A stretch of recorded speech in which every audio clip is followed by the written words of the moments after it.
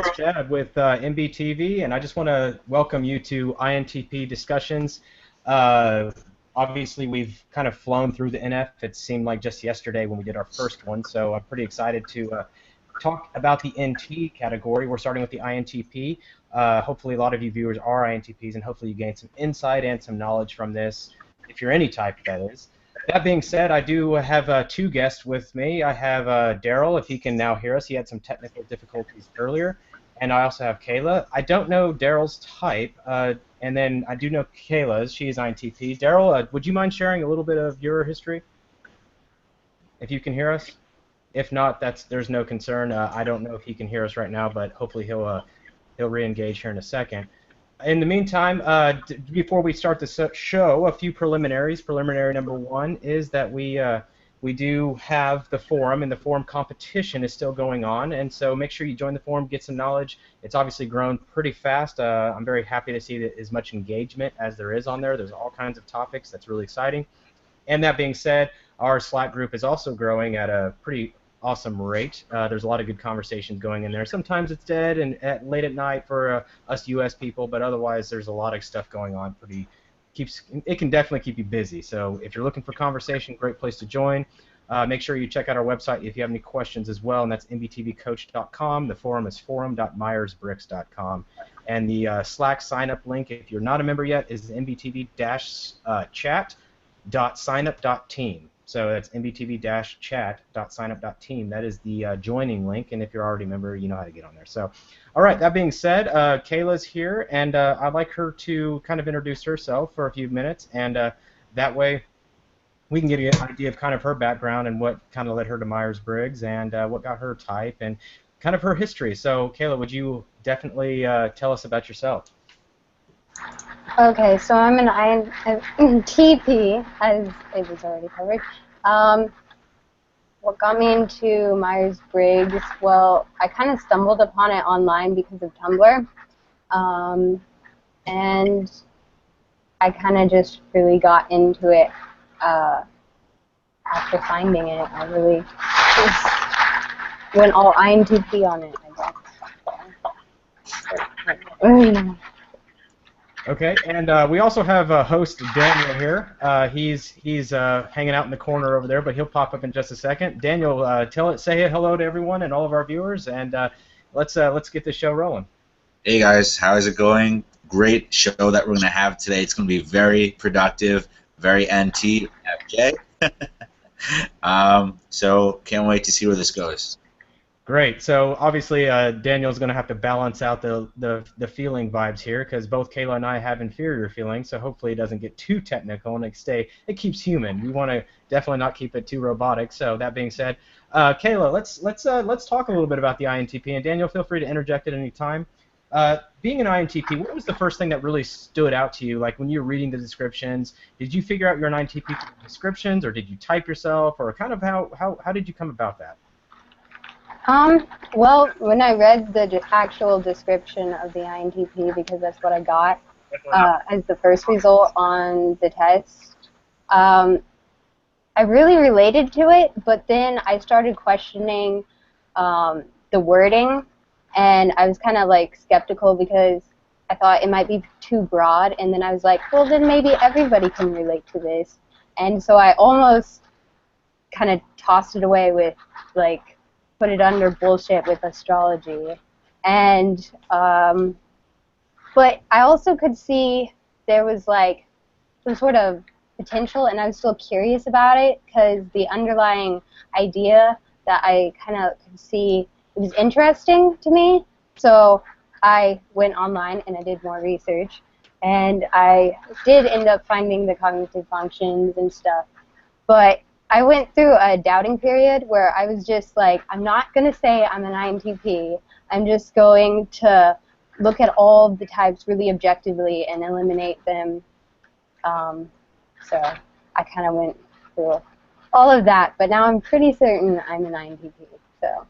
Perfect. Daryl, can you hear us now? Yeah, my okay. earphones weren't working.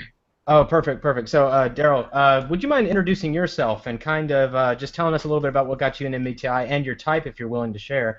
That would be excellent. I'm sure our viewers would want to know what type you are when you share your perspective. So, Daryl, please introduce yourself. Yeah, I'm Daryl. I'm 25. I'm Canadian. INTP, Enneagram 4 Wing 3, SXSP. Feel like I should add a code name there. And what got you into MBTI?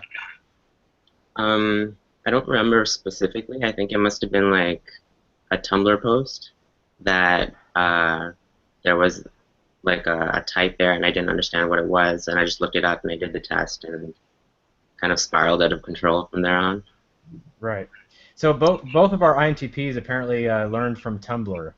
All right. So I don't even know what a Tumblr is barely. So that's that I guess that's on me. But that being said, let's ask Kayla one more question. Kayla, how does your FE actually surface for you? Like obviously FE is an inferior function. You're quite young, so what role does FE play in your life? Are you aware of it, or how do you act on it? How does it influence you on a daily basis? Well, um, yeah, it's been unconscious to me, I think, for the majority. Like, until I found out about Myers-Briggs and I've started to try to, like, develop it, sort of, and, like, get a better feel for that, I guess. Even though I'm very far away from perfect on that. But I think day to day, no. It's, I don't really have it figured out yet. Is it kind of like an unconscious awareness? Like are you aware of it, or are you, like emotional expression at all is just not there? You don't feel it at all. Can you explain that a little further? Um, I think that sometimes I'm aware of certain things, but I don't really know how to handle it, I guess. And my own expression of my own like self and feelings, I guess, is very, I don't like that. I do that privately, if at all. So, yeah. Do you find yourself wanting to express your emotions at all in any kind of reasonable way, like a desire to express it, or do you prefer just like, I don't need to express it at all, or I don't trust it? I definitely don't trust it. Uh, yeah, I'm very wary with that kind of thing, and don't really, yeah. Expressing in front of another person would be very hard for me. I do it alone. I sometimes write stuff out. Sometimes I just talk it out to myself alone. That sounds stupid, but yeah. It doesn't, though. It doesn't sound stupid to me. Understanding cognitive theory, it actually makes perfect sense. Daryl, do you have a contrary perspective of that? Inferior FP. Yeah, about FE, how it plays a role. Do you have something that's add to that, or do you agree with that? How is that for you? It's like I'm constantly aware of people. It's kind of like a buzzing in the ear. Like I'm aware of the social energy, uh, and I use it to like read the room, but I wouldn't like necessarily use it never really to the competence of an FE dominant. Mm. It doesn't come out in that sort of like bubbly, caring way. It's very like simplistic and yeah. Would Yeah, you like my say best that? friend, Would you say that Daniel is bubbly and caring? no, well, I just find that most FE dominants are. Like my best friend is an ENFJ and he's a social first. And like we have this thing where like if we go out, we just like balance each other out. He's like really outgoing and like people are not as drawn to me. But like I still see what he sees. I just like don't feel compelled to like act on it in the way that an FE dominant does. In the way that like possibly like an INFJ kind of scans the room with their FE, I do the same thing, I feel. Okay. Daniel, do you have anything to add to that? I'm sorry, what did he say? He just said he feels like he also scans the room in conjunction like with an INFJ would, but so much as an ENFJ, I guess he feels pretty opposite of that. Would you have any further clarification? Well, I mean, yeah, there's going to be a difference between, he said he was an INTP, Or Yeah, he's an INTP. yeah, I think the focus is different. Hey, am I echoing or? Yeah, we hear you. Okay. Yeah, just make sure you use headphones to clear it up if there's a feedback. Yeah. Um, We'll get back to you, Daniel. All right, so that being said, Kayla, I got another question for you.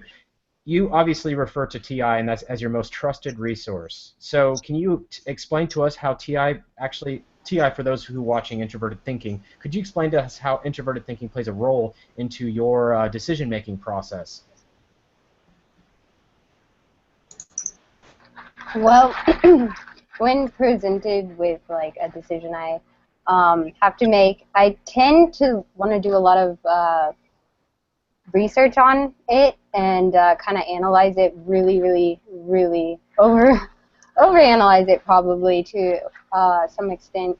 I always think that there's like a perfect decision out there, a perfect choice rather, and to find that isn't always the easiest thing, I think. And sometimes, I don't know, there's a lot of variables you have to take into account to get a well-rounded idea of what you're dealing with and how to handle a situation or whatever. So You mentioned it's a variables. long process. Could you highlight a specific example where you've used TI recently to make a decision and kind of walk us through that process, if possible? And if you can't come up with one right now, we can come back to you. So just let me know if you. Yeah, could I? Yeah, just okay, come back. You want me to come back to you? Okay, perfect. All right, Daniel, are you back? Yeah, I'm back. Okay, so we were talking about FE and INTP. I want to know from your perspective as an inferior user of TI, and that's obviously in your last slot there.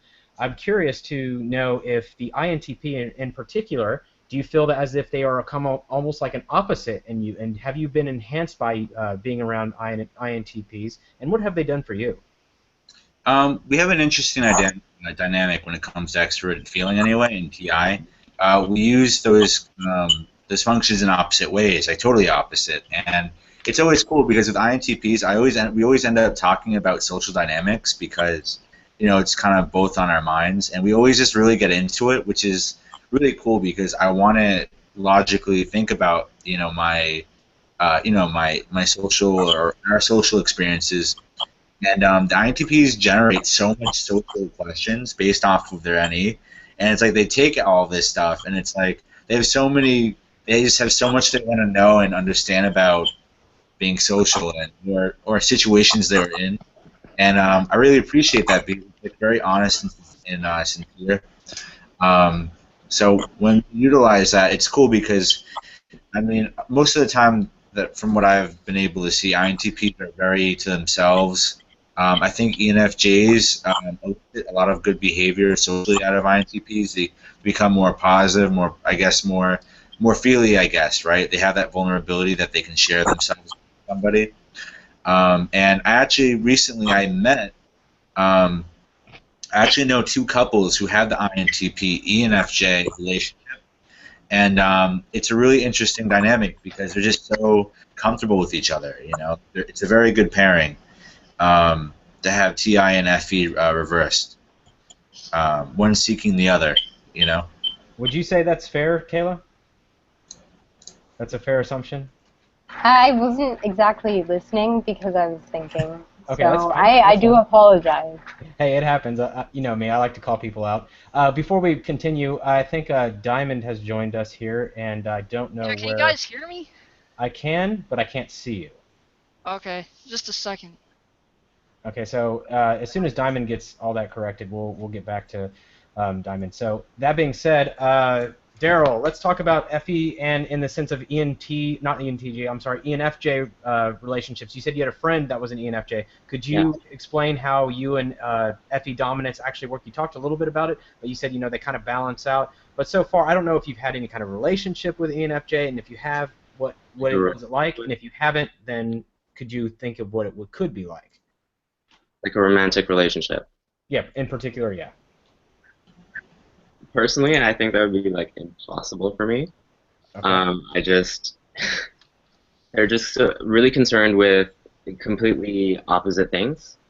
I've been My best friend has been my roommate for about 7 years, and the first 3 years was me basically going like, "What is wrong with you? Like, why are you doing this? It doesn't make sense." But in his perspective, um, it does.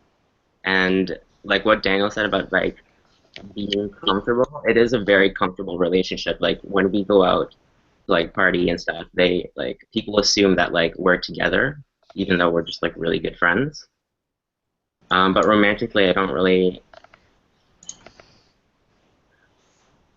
think I can really be satisfied with an F dominant in a romantic relationship. Interesting. That's an interesting perspective. So, if it were up to you, what type would be like the most ideal type if you've thought about this? And if not, just say pass, and I'll ask somebody else because I got a lot of victims here. So.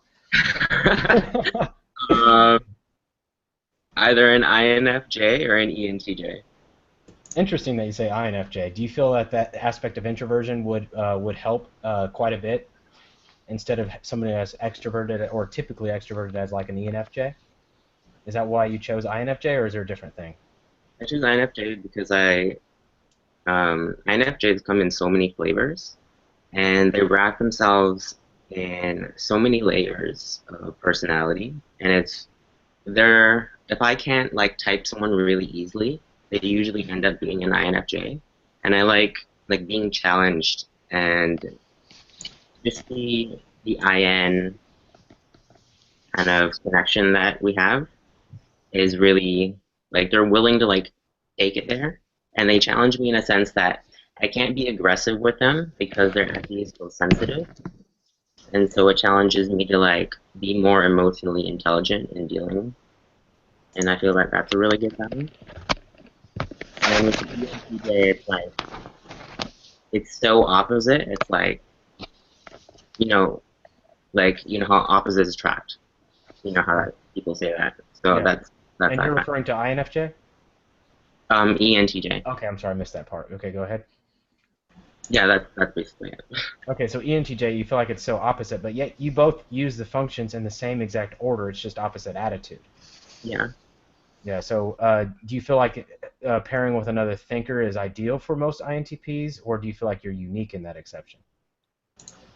I don't know if I'm like unique, but Well, of course you're unique, but I mean in that way, like, or you align with other INTPs.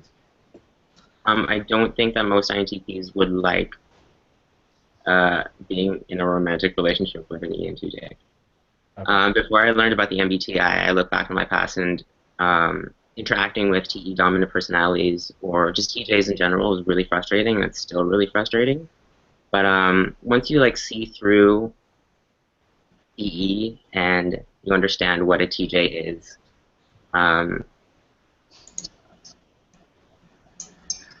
it's a lot easier. Okay. Kayla, would you say that's true, or are you tuned out still? I was sort of paying attention this time around. Well, I don't know, really. Can you guys see me now? Yeah, I can see you now. Okay, so let's. I can find, yeah, if you understand any type, even if you don't automatically get along because you don't see things in the same way, I think that it's easier once you have some ground like of understanding background at least. So. Sure. Okay, Diamond. We have you as a guest. I think we're good. You kind of been flashing in and out. So, Diamond, would you introduce yourself and maybe your type if you're willing to share, and kind of a little bit about MBTI and what got you in it? Yeah, actually, I'm an INTP. I've been into MBTI for about, I'm going to call it Jungian typology because I haven't just been looking at Myers-Briggs. I've been looking at Socionics. And I know that you don't fully agree with Socionics Model A, but I've actually looked at Model... Have you looked into Model G yet? Not enough to be able to be opinionated on it. Okay, yeah, Model G is a bit different from Model A, and that's the one that I, so far anyway, that's the one that I agree with the most. Interesting. I actually kind of like Model A. I don't know where you got information that I don't like Model A. That's actually the aspect of sociology I appreciate the most. Oh, okay. I thought you were actually against it. No, I'm against other aspects of socionics, like the stagnation of it, but that's a whole nother subject. The What do you stagnation. mean by the stagnation of it? Socionics doesn't offer really a lot of type development in the sense of here's how you become better in your type. It's more of here's how you are. Oh, okay. Yeah, Yeah, I agree. I yeah, agree. that's the aspect of socionics I'm a little disappointed in because it doesn't give you a roadmap to improve. Whereas MBTI it states that this is your starting point. Now it's the beginning of the journey. Socionics is like, oh, this is the way you are. You'll always suck at this. Just accept it. And I don't Yeah, really. it does seem that way. I've Yeah, seen and that too. so and there may be information I haven't seen on it, but I don't want to dive too far into socionics at this point. Okay. But we can always rehash that later and get more into the socionics side of things. And Daryl, you look like you have something to say. I want to I want to know. No, uh, I've looked into the G model, and it's based on energy, right? Like which functions have the most energy to like Okay. change the world or whatever. Right. Okay. Tell us a little bit about that. I'm just curious, and then I want to go back to INTP, but I want to hear about that. So I'm gonna kind of change gears real quick. Um, I actually have I think I have a picture of the G model saved. But I do agree with you in terms of I don't know if I'd use stagnation, but I feel that socionics is really limiting. When I do the socionics test, I come up as INTJ, and I think it's because of Oh, my, which test is this? I don't know. A quick Is question. it on sociotype.com? I really don't feel like any specific test is of the utmost importance. Yeah, I agree. I mean, I don't really like when people judge uh, theories such as Myers-Briggs and socionics just because, the tests don't work, quote unquote. Right. I got a Diamond. Your camera is cutting in and out. And Daryl, the question I Oh, it have for is. you in this regard is: when you came up as INTJ, did you come up as INTJ out of that socionics test, or did you come up as INTP and you converted it to INTJ? Because the INTJ in socionics is actually INTP. Yeah, I came up as INTJ. Oh, okay, that's INTP. So that's INTP. Yeah. Yeah. And then, like INT and then small p. That's INTJ, right? Oh, it's an INT Yes. and small p. That's INTJ in Myers-Briggs. Oh, yeah, that's INTJ. That's what I got. Yeah, so I just want to get that clear. That's why I try to stick to the terms of like, LII, LIE, because then we know exactly what we're talking I'm about. not even gonna begin to adopt that system. It's ridiculous. Yeah. Okay, so yeah, we can just ignore that for now then. But actually once you figure out what the letters mean, it's not that hard. But I learned yesterday because someone was like, hey, no, this is what it means. I'm like, oh, that's it. Because I tried to memorize them and I could have if I spent more time on it. I was like, what, I'm just gonna call them INTJ, INTP, but whatever. And I realized that all those letters actually there's a reason for it. The L is essentially the logic, the I is introversion or intuition. So in the last letter, the third letter is whether they're introverted or extroverted. Okay, so it's pretty simple. Ultimately, the first two functions, last letter is introversion or extroversion. So Don't feel like messing up the system that I have created. yeah, I'm just letting you know. It's not very difficult now that you learned it. But anyway, that being said, Diamond, you said you're INTP. Let's ask a question that you weren't here to answer. So I want to hear how FE plays a role in your life. What role does FE play? Like, do you feel FE? Are you aware of your emotions? And if you are, do you feel the need to express them, or do you feel the need to contain, or do you trust them, or do you not? Kind of tell us your perspective on FE. Yeah, I'm aware of FE, and actually, I was hoping you'd ask this because just a second, hold on. I think my camera's going out. It is flashing in and out. It's kind of turning on and off. But I do get to see a cool dog when your camera comes off. Oh So yeah, it's that's pretty my cool. border collie wearing her agility rosette. But anyways, yeah, actually, I remember you posted a few videos, and Trey posts videos of how inferior FI works. And I remember Trey posted a video a while back. I don't know if he agrees with this anymore, but I know he posted a video a while back saying that he thinks that all four F inferior types have a lot of trouble with their feeling. Well, actually, I kind of disagree with this. I think this is more along the negativism that apparently people have with inferior feeling.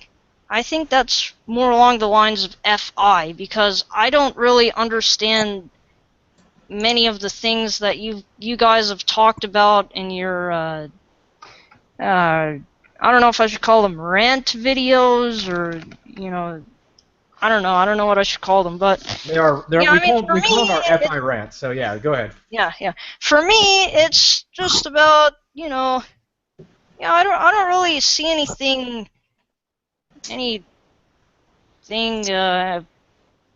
nothing really sticks out to me about inferior feeling. Yeah, sure, it plays a part of my life, but usually I'm not very aware of it. Okay, so basically, just to summarize, make sure I understand you correctly, our FI videos, you're like, what the heck are these guys talking I'm just about? thinking, what in the world are you guys talking about? Okay, so yeah, I have no idea. that sounds about right. That sounds about right. Okay, just making sure that this is the difference between FE and FI. Just so people can understand that is when people FI users, people especially inferior FI, we tend to feel that our emotions, we're more in touch with our emotions when they're inside of us, and we express them. They come out as garbly gook. And so we don't know what we're really saying, and we're trying to navigate our way around it in the external world, and it comes out very very muddled. It's not clear. But yet when an FE user, anybody who prefers FE, when it comes out, it's actually more workable when it's outside. So a lot of FE users, as Kayla demonstrated earlier, it's easier to write it down and then be able to analyze it once it's down on paper outside of yourself. It actually gets kind of more muddled for a lot of FI users because it's more comfortable being inside. And this is I agree, and I actually see an equivalence here with TI and yes. TE. Mm-hmm. TI has an amazing logical consistency internally, and it's very comfortable internally. Yes, and yes. Where I was talking with Michael Pierce, and he had an amazing quote. I wish I could share it, but I don't have his permission, so I'm not going to share it. But basically, there was a quote he said, and it was indicative of how comfortable this Michael was with his TI when it's in his head. And I was like, man, I don't feel comfortable like that at all with things that are in my head. It's like I have to get it out when it comes to logic. So it's quite contrary to what you would expect, from say ENTJs. A lot of people will look at an ENTJ and go, okay, this person is just outwardly aggressive. But see, the thing is that same aggression is channeled inward toward an INTP. That aggression towards their logical system is expressed inwardly toward their logical system. So that's why it makes them almost superiorly diligent toward their logical frameworks, hence why they're heavy on research, because they're always building it. That aggression is bringing in more information to weigh out metrics inside their head. Yes, I agree. And also, one more thing I wanted to say about what you've said about Michael Pierce. I think it also might be his NI, his dominant NI, that he might have been talking about when he said that. Yeah, he was actually talking about his TI, but I didn't quote him, so we can't really evaluate that because I didn't use his quote. But I appreciated the way that he worded it, which was like, wow, it gave me a profound insight on his uncomfortability with TI being out in the open, which is expressive of what TI actually is. It's much more comfortable inside, just like FI is. FI is comfortable here, and then people are always asking me on Slack or wherever, like, tell me about your life and tell me about your feelings. How do you feel about this? And I'm like, I don't want to talk to you about that. Because if I get it out, you're going to misunderstand me more. And that's Daniel right there, always asking me, so tell me about this, and I'm like, shut up, get away from me, I don't want to talk to you about that. I've actually taught Daniel though to cuss me out because it makes me comfortable. So Daniel, would you elaborate a little bit on that? Not the cussing me out part, but the fact that you want to tap in, but yet you're getting that resistance, and then we're going to bounce right back to how it works. FE works for TI users. Oh, I mean, I kind of want to bring that up because for me, if I don't express an idea, it goes away into the abyss of my mind. I wanted to talk about a little bit how like ENFJs use TI, like that like the way that INFJs like that. You were saying they don't feel comfortable expressing their TI out in the open. I feel like for me, in a lot of situations, like that's the same case. I have a lot of there's a lot of examples that I can draw from where people have wanted me to express logic, and in that moment I wasn't capable of because it's just in my mind and I didn't know how to express that logic. Whereas there's other moments where I do have those moments, so it's like really on and off. So I can understand like the not being comfortable to express TI because it is in my mind, and like I don't really feel the necessity to share it. I just want it to be understood, right? And yeah. What was the other So question? we're moving on. By nature, let's talk about TI and decision-making process. I'm actually asking TI to give us an observable method of how TI works, which is almost contradictory, but Kayla has been thinking about it for like the last 15 minutes. Or at least I hope she has been thinking about it. So let's see if she has come up with anything yet. So Kayla, it's on you.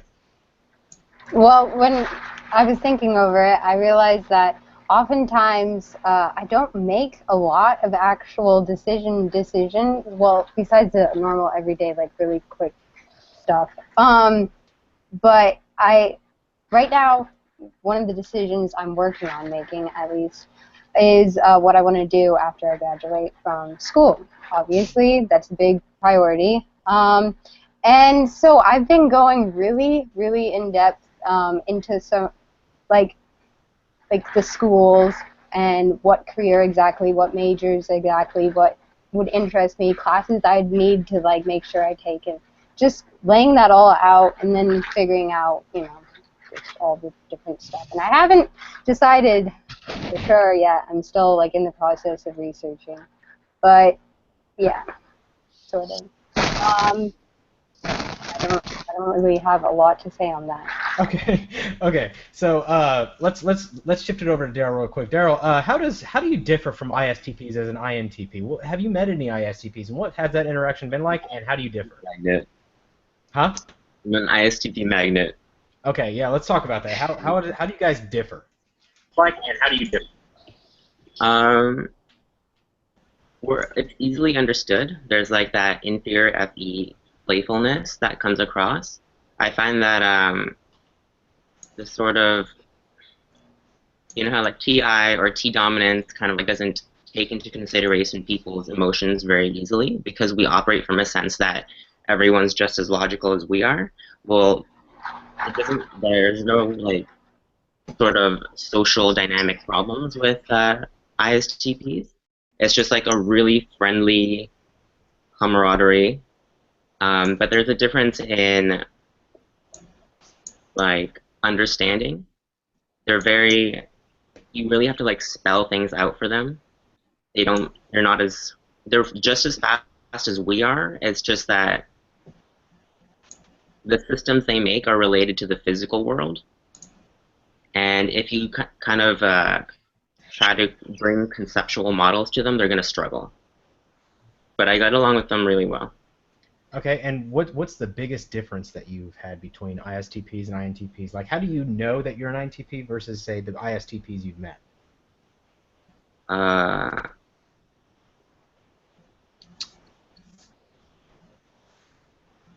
There's like oh my god. I'll have to get back to you on that one. Okay, Diamond, do you have an answer for that? Or it looks like Daniel has an answer for that. Okay, I'll Daniel answer it, then then I'll get to Diamond, who's actually an INTP. So Daniel, go ahead.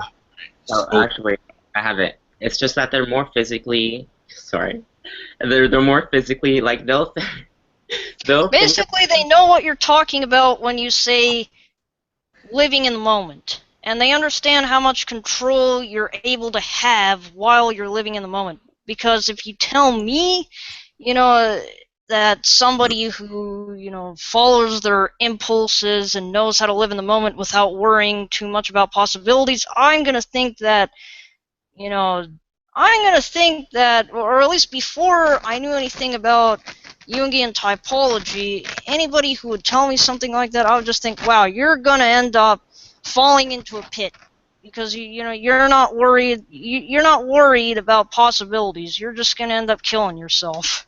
But they know how to navigate in the moment. Yeah, that's the biggest thing I think. Don't. Like we'll think and think well, and think. Not in the way that they do. Anyway.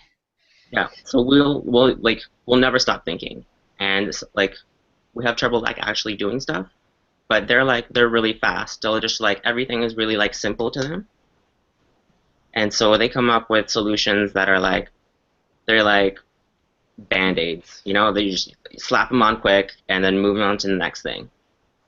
Yeah, the reason why is because all of their logical systems are happening in the moment. They're actually physical. They're not conceptual. Which I'm not saying that they're unable to, use concepts or anything like that. That'd be like saying that INTPs don't use sensing, which of course we do. But I'm just saying that their TI systems are built in the physical. So that's where all of their high-level logic is taking place. Okay. And that's exactly how I would describe it, is that their TI is built on fragmenting sensory frameworks, whereas the INTP's TI is built on fragmenting abstract frameworks. Daniel, did you Exactly. have something to add? Yeah, I definitely agree with that. Although some people, like, when I talk to them about this, they don't really fully understand what I'm talking about. Because the way that ISTPs will know their logical systems, like the way they work with them, is that they experience them sensually. Like, if they're looking at a building, they're not pulling that building into their head and going off somewhere else other than the moment and theorizing about it. They're actually seeing all the connections being built into the building to form the whole structure. They're just experiencing those connections fitting together. Is what's going on. They're a lot more realistic. Yeah, definitely. All right, Daniel, you had something to say, right? I mean, yeah, I did. I just wanted to touch up because you guys beat me to the punch, which is, it's better that you guys expressed it than I did. But I gravitate a lot, or I would say it's a two-way street. Me and ISTPs and me and INTPs definitely connect to each other very well. And I've noticed that distinguishment of that INTPs and ISTPs focus. Either environmentally, just they differ, right? ISTPs are just in the environment and they get the energy from their environment, whereas INTPs get their energy from thinking about whatever and looking at the patterns at hand and understanding everything going on. So like the focus is definitely different. When I talk to ISTPs, they're mostly talking about what's going on in an environment, jokes about the environment, things that they've noticed physically, not really having to do with anything more in depth than that. However, they do have moments of intuition and insight. It's very rare, but it's there. It's present. It's just that it's not going to be focused on understanding those kinds of ideas.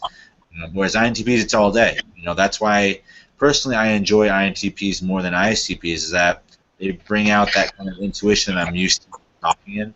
Whereas ISTPs, if I want to know somebody face value and I start talking to an ISTP about people, it's going to be more about the generalizations that they make and how accurate those generalizations are. Although they're not generalizations, they're actually focused, I guess, defragmented thoughts, as you guys were saying it, which makes sense. Because I feel like then ISTPs break down thoughts the way INTPs do, which I don't really know personally how that would work. It would be what I do times 50, I feel like, and that's crazy to think that. There's a depth to that. Okay, so let's move on to the conversation to talk about extroverted intuition and how it plays a role into the INTP framework. I'm going to start with Kayla, and if any of the other guys have something to add. Kayla, how does extroverted intuition play a role in as an INTP? How do you see it? Not what our book definition is, but what role? How do you experience extroverted intuition? Well, I experience it as, well, it gives me objectivity that TI doesn't have.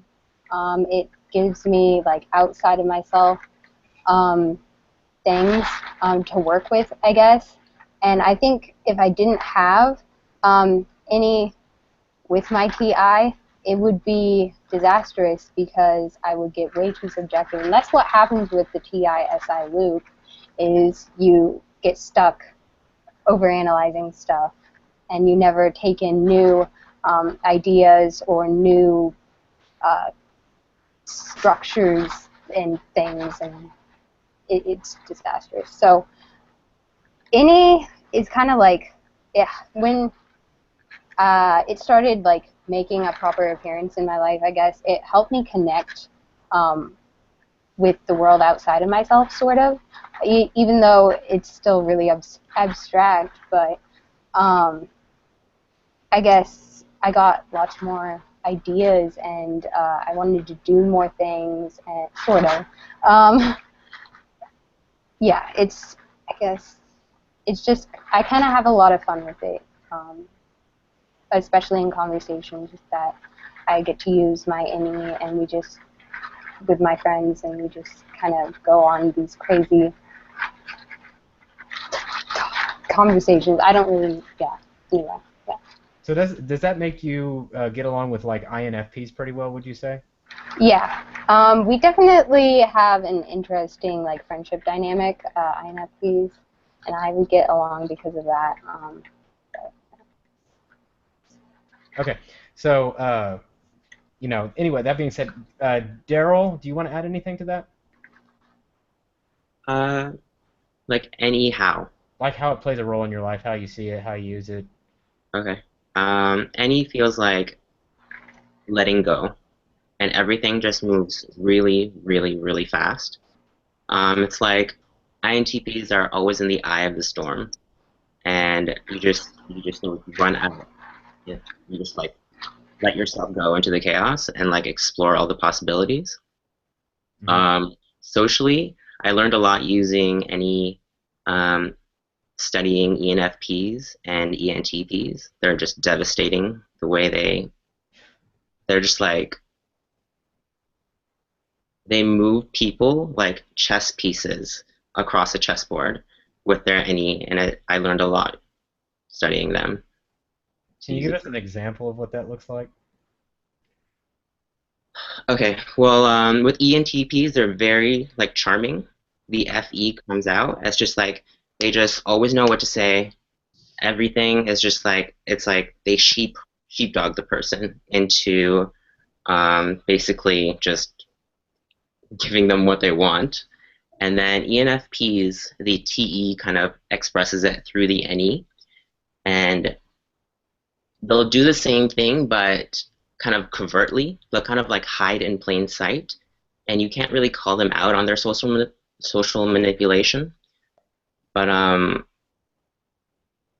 they kind of like hide behind the bubbliness of FI, and it's just like amazing how they work socially with NE. Interesting. Diamond, you have anything to add? Yeah, so NE for me is possibility.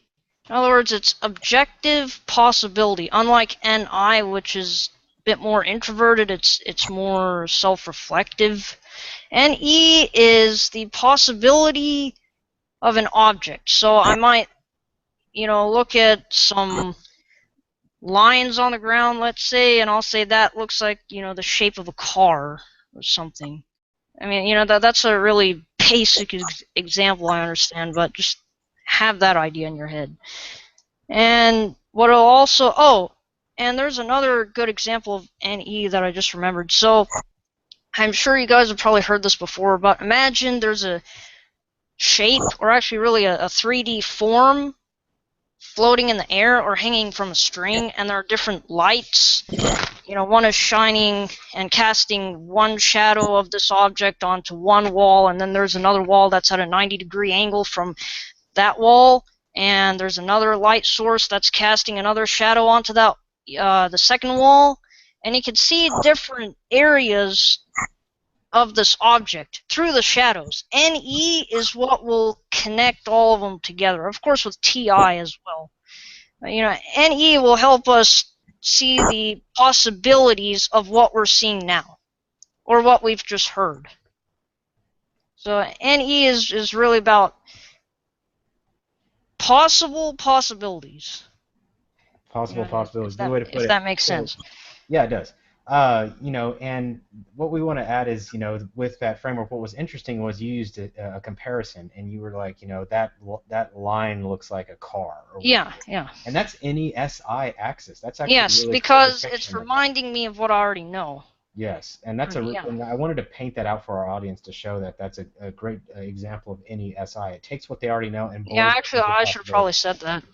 It's fine. I like the audience to have a little clarification of, different functions in work and kind of how that axis works. But that was actually a really great example. Um, that being said, I'd like to talk a little more about SI's role. We've talked about NE, kind of the angle of NE. And before I move on, I do want to say this, a personal observation that is obviously not MBTI, but it's stated by a few authors, is that I noticed a lot of NE users, when they're looking for words to say, they tend to dart their eyes back and forth like this. Whereas NI usually holds up or holds down. It's more of a fixed transgauge when they're looking for something because they're searching themselves, whereas the use of NE is actually darting the environment looking for possibility. Yeah, I think a good way of explaining that is NE is a mile wide but an inch deep, whereas NI is the opposite. It's an inch deep. I mean, it's an inch wide but a mile deep. Right. So. And that's a personal observation, and it's been universally consistent every time I've typed a person through the professional typing process. Obviously, let them type themselves, but I've noticed when they type themselves at the end, they prefer NE when I see them do that, and it's really consistent. As many typing sessions as I've been in, I've never seen it not consistent yet. So it's interesting to observe when they're searching for thoughts or concepts that they're doing that quite frequently. Whereas NI is known for that kind of that NI stare, that NI gaze, which peers into your soul. NE's looking for outer connections or outer possibilities. So do you guys have anything to add before I move to SI?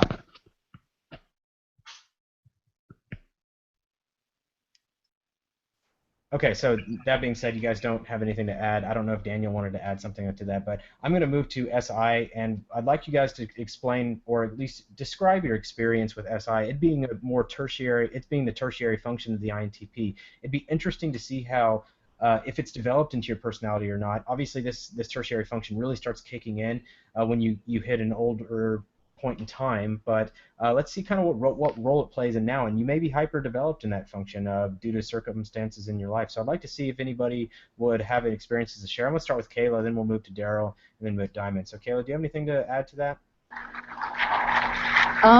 Well, SI in me, it's hard to figure out where in my life exactly it manifests itself.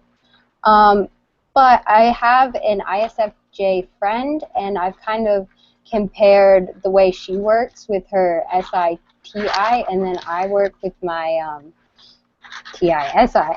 So that's interesting. But I think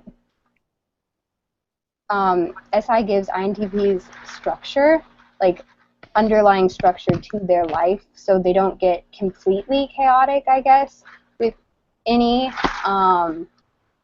And we kind of revert back to familiar ways if nothing is working. Like, usually I like to try new ways of doing things, but if it's not working, I might just rely on an SI way of doing it. Something I'm familiar with and I know will work. Sure. Daryl, anything to add about SI? I think SI is what gives us our relentless searching for data. It's always like, I need more, I need more, I need more to fill the bank of information, and then NE connects the dots, and then TI actually does something with it. Mm-hmm. Okay. And Diamond, if you're still there, do you have anything to add about SI and how it plays a role with you? As far as SI goes, I know it very well, but it's so difficult for me to explain it with words because it's an introverted perceiving function. But the way I see it is, it kind of reminds me of, it shows me what is familiar and comfortable. Am I echoing? Slightly, but it's okay. It's manageable. Okay. And so, if you want to think of it as NE is possible possibilities, so NE is kind of what connects SE together in a more objective form. SI, did I say SE? Yeah, it's SI. Okay, yeah, okay. SI. SI is the subjective version of NE.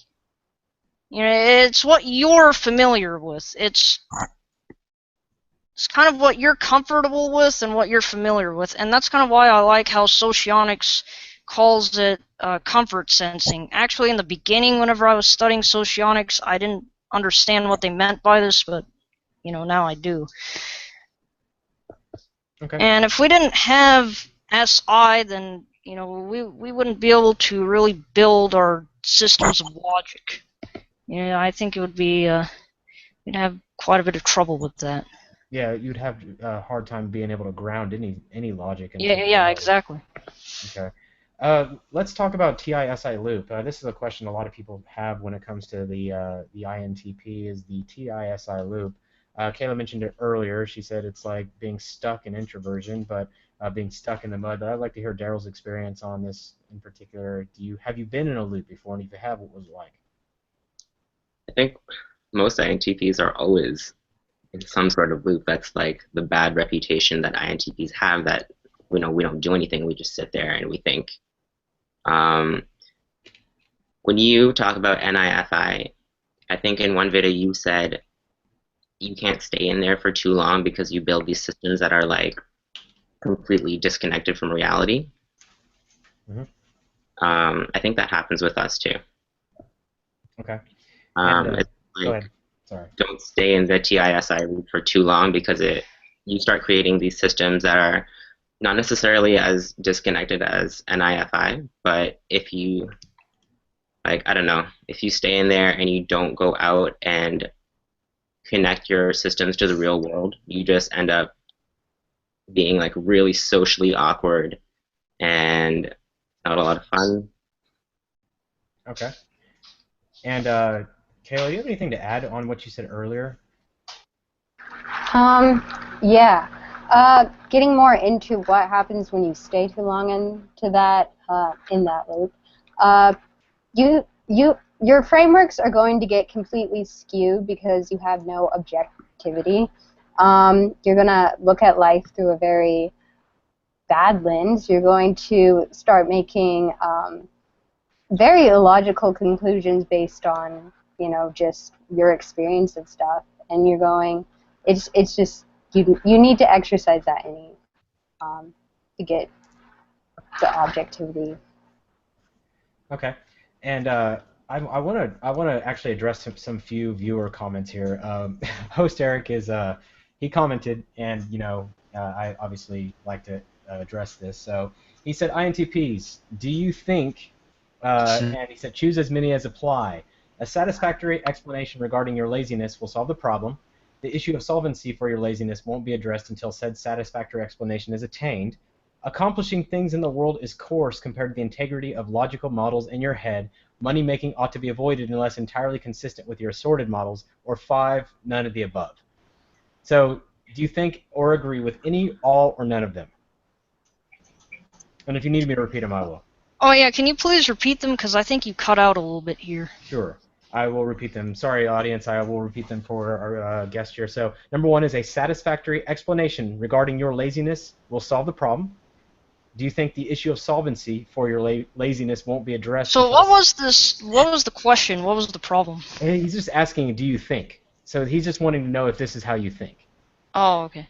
It's that one by one. Satisfactory explanation regarding your laziness will solve the problem. No, it won't, because we've already figured out why we're lazy, sort of, but yeah. Okay, so Kayla says no on that one. So that's essentially the TE approach. You're lazy, and you need to not be lazy because you need to operate. You need to contribute, or whatever it is that TESI might assume that you need to do. I don't know, but I think that's what he was getting at here. Number 2 is the issue of solvency for your laziness won't be addressed until said satisfactory explanation is attained. Okay. Any comments on that? Yeah, I'd agree with that one a little more than the first one. Okay. Kayla? Yeah, I would kind of agree with that. If I found the perfect underlying reason and a way to solve that, then yeah, I might actually do that, because that'd be the logical thing to do. Okay. And accomplishing things in the world is coarse compared to the integrity of logical models in your head. If you say no, then you're not an INTP. Well, if you say yes, I'm sorry. If you say yes, because if it's coarse, then yeah, you're following that model, the logical consistency. But let's hear your guys' opinion. Do you agree? Could you please repeat that one? Accomplishing things in the world is coarse compared to the integrity of logical models in your head. Yeah, sometimes putting, like, the system we come up with is so great and the world just, it isn't ready for it. Or there's no way of actually, like, getting that perfect without it being tarnished by the external world. Sort of. So, Yeah, I agree with Great. what. Yeah. And number 4, money making ought to be avoided unless entirely consistent with your assorted models. Yeah, I agree. I mean, I wouldn't say that it ought to be avoided as in I'm intentionally avoiding it. I would just say I involuntarily avoid it because I'm not thinking about it, unless I am thinking about it. Right. That makes sense. So would you say that it's fair to say that, INTPs in general don't put emphasis on money making because it's generally not something they think about? I think it depends on the INTP, because if you have an individual that is interested in a topic such as business, so they've really thought it through, then they might become quite successful at it. They'll probably want to get up and try it out. Sure. Warren Buffett. What? Daryl, do you have anything to add to that money making? Or are you like just raking the dough? Sorry, I was just like going over the questions because I wasn't even following. Okay. Okay. Are you on the YouTube page? Do you see the question? Yeah. Okay, so number 4 is what we're on. Money making on paper. Do you agree or disagree? No, not at all. Money is like a means to an end. If you can make money, just like do it. Like obviously it's going to be easier to make money if you love what you're doing, but money making never ought to be avoided just because it's Well, not. then it fits into your logical system then, Right. because that's how you've placed money into your logical system. Right. So So in a it's sense he still agrees part because of your system. he's made it logically consistent within his internal system. Yes. Yeah, so that's where he's agreeing with number 4. So, because let me rephrase the question. So, Daryl, if money making were not logical, in a sense, with your own internal logical framework, should it be avoided?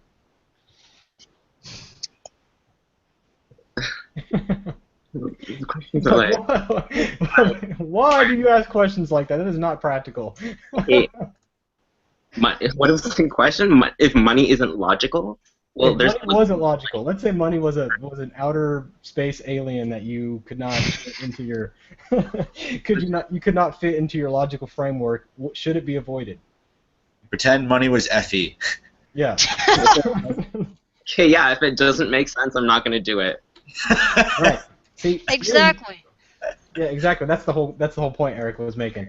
And he said none of the above, which obviously you guys agreed, so we don't need to address that. So I need to. Okay, maybe he posted something new. Oh no, he didn't. Okay.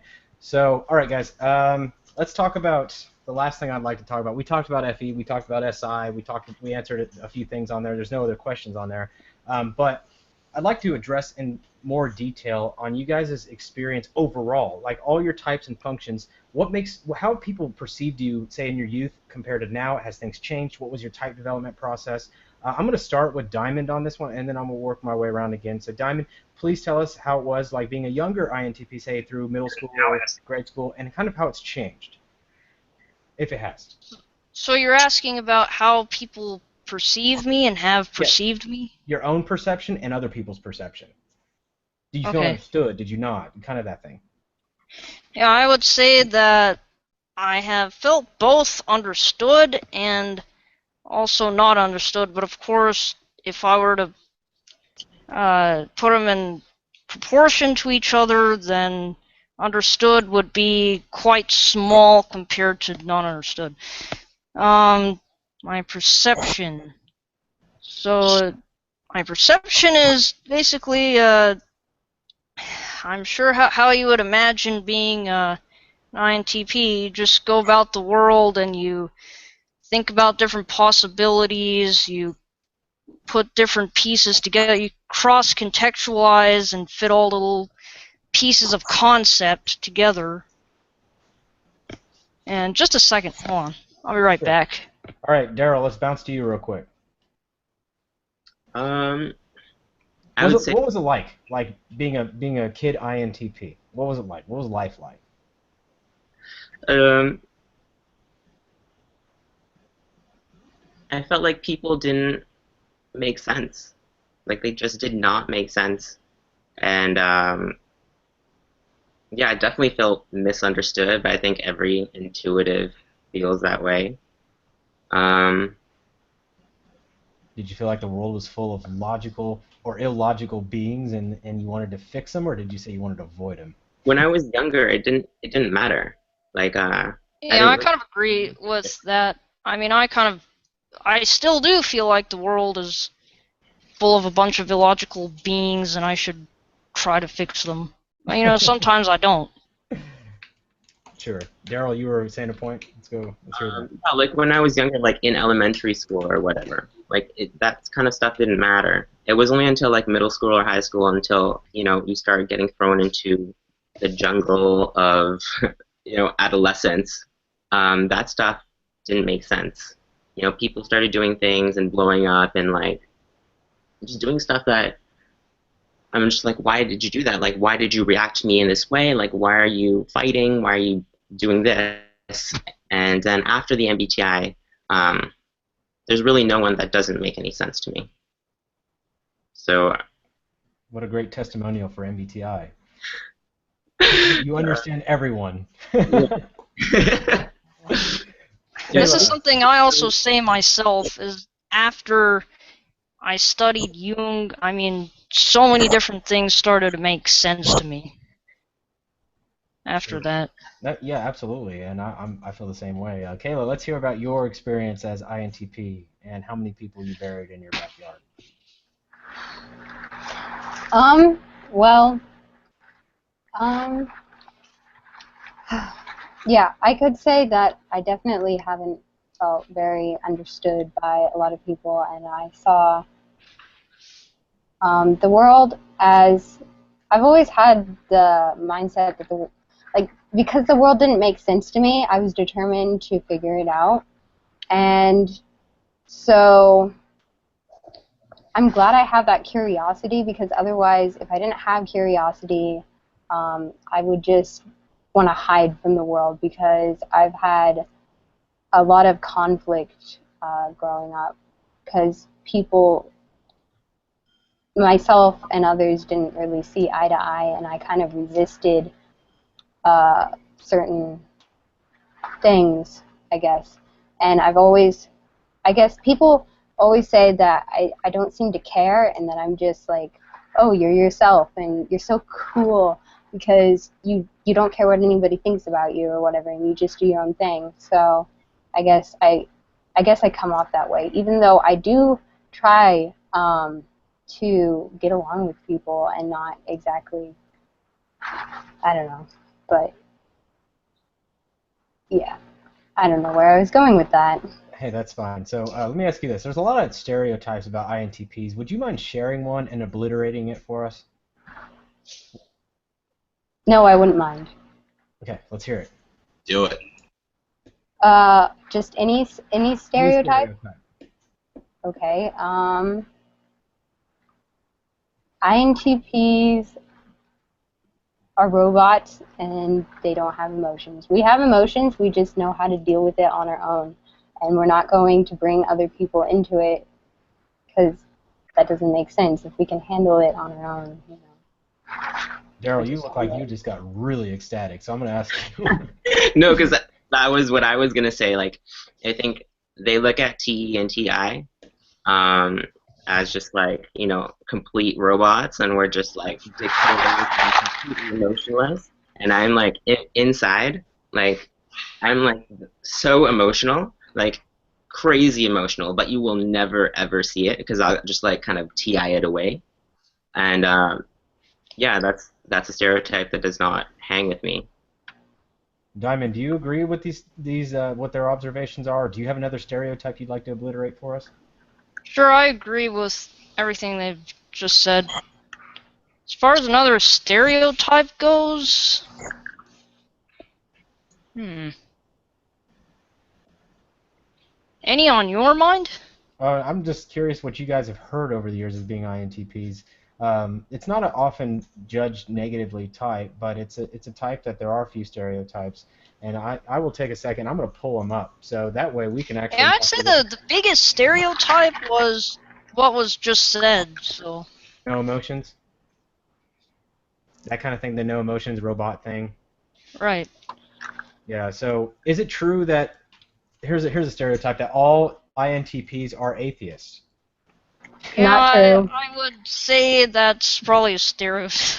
It is a stereotype. I want to hear like. You know, that doesn't depend on type. So Yeah, it doesn't. It doesn't. But let's talk about what may lead an INTP into, say, anti-theist beliefs. So I want to hear kind of a process of logical reasoning, which may actually lead them to an anti-theist, outcome. If anybody would be willing to share kind of a yeah, process. actually, I became an atheist probably back in 2004, I would say, or maybe a little earlier, maybe 2003. I think I was like about 9 years old. This is because when I tried to, well, partly because when I tried to have some debates with my a lot of my older relatives are Muslims, and then of course I know Christians. When I've had to try to have debates with them, I mean, they couldn't really answer a lot of my questions. It would just sometimes it would come down to, but you have to have faith in, this particular thing. And I just say, but how do you see that faith? When they tell me that, it's kind of an uncomfortable thing to think about. Oh, you can just have faith. You could just throw yourself into the wind like that or over the edge of the cliff like that, because I don't see any structure in that faith. I don't see where that faith sits, what it is. I don't really see. I'm not trying to say that I don't see why they believe in these things. I'm just saying the faith itself, like what they believe in. If I were to believe it myself, I would have to look through it, categorize it. I would have to, see all the little pieces in it and see where this structure fits in the bigger structure. I can't just have faith in something. And another thing another reason why is because, I started studying evolution quite a few years ago, and it made a lot more sense to me than just believing in Islam or believing in Christianity. And then, Islam and Christianity, I would tell them, so what makes your religion, what causes your religion to stand higher than the other one? Because, I've seen them both, and they cannot beat each other. In the end, they're both the same thing in terms of whether they're true or not. So, interesting. That's what I wanted to see. I wanted to see what I wanted to see, which was the INTP framework, which was and encapsulated it's that it has to fit within a logical structure that's formed in the INTP's mind. If it's not universally consistent with all pieces, then it can't be fit in because it doesn't fit in. That's what I was looking for, and I wanted to hear that from an INTP standpoint, so our audience could see that's how they come to reason, because you can see the pieces. Okay, I have this framework, but it doesn't fit in here. And if it doesn't fit in here, then I'm going to rule it out until proven otherwise. I will adjust my model as necessary, but it doesn't need adjustment because that does not contribute or add value to the framework that I've already built. Would you say that's a fair assessment? yes, I'd say so. Okay. Daniel, did you have something to say? No, totally forgot. It was on something. It was on the topic we had before this, but I forgot. Oh, wait. Something about. No, I lost it. Was it? Oh, I got it back. All right. But on feeling, sorry. On feeling, I've been told, stereotype. A lot of INTPs that I've been with and friends that, male friends and female significant others, that their emotions are kind of like a quarantined forest, right, in a cage, and like I have this habit of just like ripping it open like Hammurabi and being like, "Come on out," and like that's always an issue when it comes to INTPs because I always just kind of like I see the cage, I shouldn't open it. I know how to open it because it's obviously I'm an FE user, I'm the key guy. the key holder, the key bearer, and I just go fuck it, and I just open the cage, and that's it. So is it true that INTPs have like this quarantine cage and Yes, inside? I would say so. I agree. Yeah. And like you said, like you control it with TI, and that's what the cage is. It's TI maybe, and you're just kind of like super quarantined. But then like it just doesn't stand a chance against FE. So It's funny you use the cage metaphor because I do feel like my emotions are like completely wild animal that I just like. It's hard, like it's either all or it's nothing. But I'm not really sure if you'd have my key, like your FE kind of like. yeah, you know what I mean though. Like with can't even like break down the cage. Like so I don't think you'd be able to. well, I mean, with friends, it's different. I guess with significant others, it's a different story because there's like that emotional tyingness of it. And it comes to a point with an INTP, it's like, when do I just let it all out, or do I? So there's like more of a logical approach when it comes to the door. The closer you get to the waterfall, the more you're like, do I really go down the waterfall, or do I row backwards and try to get out? Yeah. So. You're extroverting a lot of feeling there, Daniel, and it's hard for me to comprehend. But, I'm going back to mute mode, so. okay, yeah, all right, perfect. So that being said, I mean, I'm obviously the only FI person in this chat. My body was like, I could feel this compressing on my soul as Daniel's FE was pouring out. But it's interesting because my dominant function is also his 8th, so it makes it worthwhile when I get him back. So that being said, you guys have any further comments? I think we'd love to hear what you guys say. I'm not going to ask a particular question, but something you'd like to add. Let's start with Diamond. Oh, could you please repeat yourself? Oh yeah, absolutely. Do you guys have anything to add? I'm not going to ask a particular question, but anything to add that would add value to our, say, perception of INTPs, or something that you think people should know? You said that I have something to add, but I can't quite hear you because the volume is so low, and I'm not sure how to turn it up with this new laptop I have. Oh, sure. Okay, so I'm basically asking if you have anything to add because I'm wrapping up this call. So if you have anything to add, just let me know. But I'm gonna go over to Daryl right now. Daryl, do you have anything to add? Diamond, you got something? Oh, actually, your question just caused me to have something to add. Sure, perfect. That's what I'm looking for. That works out. So actually, I do have a lot of, and this is a problem that I think INTPs have a lot.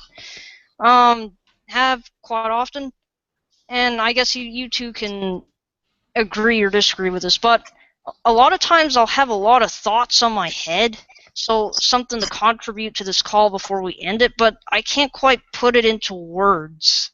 Well, Diamond, how about we get back to you? I'll ask Daryl and Kayla, and then I'll get back to you, okay? Okay. Does that work? That'll give you some time to figure out what exactly it is, and maybe we can get that out of you, so I hope that we can, because I'd love to hear it. Daryl, do you have anything? Okay. I don't have anything specific, but there's this one comment by Jennifer. I want to know about their experiences with INFPs. Me, personally, I love talking with INFPs. They can go at the speed that I can, and there's enough of a challenge and enough of a similarity. I feel like we get really close to each other, and then we just explode, and then we're just like pulled back together, and we explode. But it's just like this constant. Yeah, it's fascinating and rewarding to speak with them. Okay, Kayla, let's turn to you. You knew it was coming. I know you came up with something. But I didn't. So. Okay, Diamond, let's go back to you. Yeah, actually, about the INFPs, I'd say that there is enough of a similarity, but also enough of a difference to where, I enjoy hanging out with them, but at the same time, I don't. Because, well, I'll give you a little example. So I was actually spending about a month with someone who I'm not sure what her type is, but I wouldn't doubt if she's an INFP. And we got invited over to one of our relatives' house. It's like a 3-story house. They're kind of rich, so it's a 3-story house. They have a whole lot of different ornaments hanging here and there. They have so much expensive, little knickknacks on their wall and picture frames and, all this expensive furniture and whatever. And, I mean, she basically walked into this house and said, even though we were invited here, and, well, she didn't say that part, but even though we were all invited there, she had to say, I don't feel welcome in this house. I feel like these people they want to show off too much. They're kind of fake, basically. When they start talking about how fake people are and how society is going to fail because of basically what you talk about in your FI or rant videos, like, when they start talking about that, I just can't be around them anymore. I mean, it's just, it's too much for, I mean, it's just not in my line of thought. It's a bit different for me. Although I do like it after I studied Myers-Briggs and Socionics, because I like the fact that they're using an introverted judging function to kind of build their own structures, build their own constructs, rather than an extroverted judging function. Although I do prefer FE, I do prefer to hang out with FE types than FI types. Unless they're ISFPs, because I really like ISFPs. Well, let me ask you this then, and say if this is a good summary of this. Is it because that you can't see their, ethical and emotional frameworks that it makes it hard to follow? Is that what it is? Yeah, I think it is kind of hard for me to follow, but that's only part of it. I think the other part is it's anti-FE. So, like, I was there to kind of enjoy being invited over, and I kind of liked the house that we were at. I thought it was kind of cool and everything, but she didn't really see it that way. She just thought, my God, who are these people? They're so fake, and they must be depressed inside or something like that. I don't know. Just that sounds a bit drastic. Not all INFPs are that way. That sounds drastic. I will say that there's a lot of INFPs who aren't that way, but that is I would say, a very drastic example of an INFP because they're using a lot. Yeah, she's not really that way all the time either. Yeah. That's just a drastic example. She has a lot. She shows a lot of NE. So I wouldn't really just say that this is her life or anything like that. It's just that is something that she would talk to me about because she kind of thinks I understand what she's saying, and that's kind of the thing because I would also talk to her about. I would talk to her about analytical things, and that's actually something she said she likes about me is that I'm analytical. And I think I would do that because I could see that she has, I mean, without knowing anything about Jungian typology, I could still kind of see that she has extroverted perceiving and introverted judging at the top of her stack. So, I mean, I'm not trying to say I don't like INFPs or anything. I actually like all 4 IP types. Do you like all types, or is there a type you don't like? No, I like all types. You inferred Even ESTJs. I'm using my objective criteria to, evaluate if you like types or not. Same. What was that, Daniel? Said yeah, same. All right. That being said, I think they've had a lot to offer and a lot to value. Obviously, I want to respect their time too. We are going to wrap up this call, so I appreciate you guys joining us. It's always a pleasure to have guests on here. I don't care about type when they come on. So if any type show that we're doing, any type discussion that we're doing, it doesn't matter what type you are. It's always good to have your perspective. So when I send out the emails, you guys make sure that you can always reply to that even if it's not your type. So if you're not on our email list, then I would recommend you get on the email list so we can send it out and you can join these calls because obviously they're a lot of fun and I do my best to moderate. Sometimes they get out of hand, as you can see in some of the video history that they can lose focus, but I do my best. That being said, make sure you guys spend some time and jump on our forum, forum.myersbriggs.com, or join our Slack group, which is mbtv-chat.signup.team, and that's the actual sign-up link. I believe it's also below in our description as well for this video, so make sure you spend some time and do that.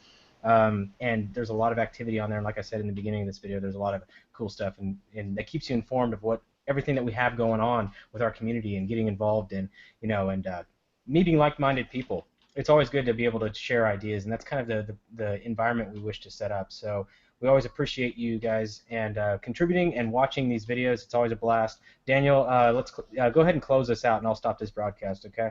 Yeah, sure. I mean, there's a lot of really great, credible information in this call. It was really on task, and despite the whole P versus J, everybody was really awesome. I really liked hearing everybody and all your thoughts.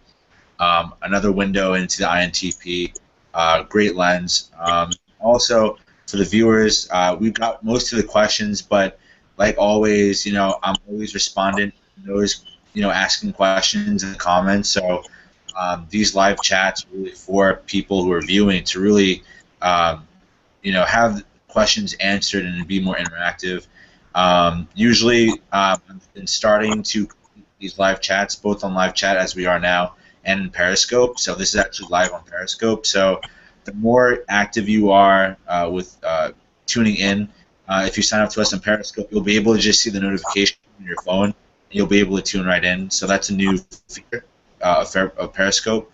But besides that, follow us on the website, and I guess I'll see everybody next time.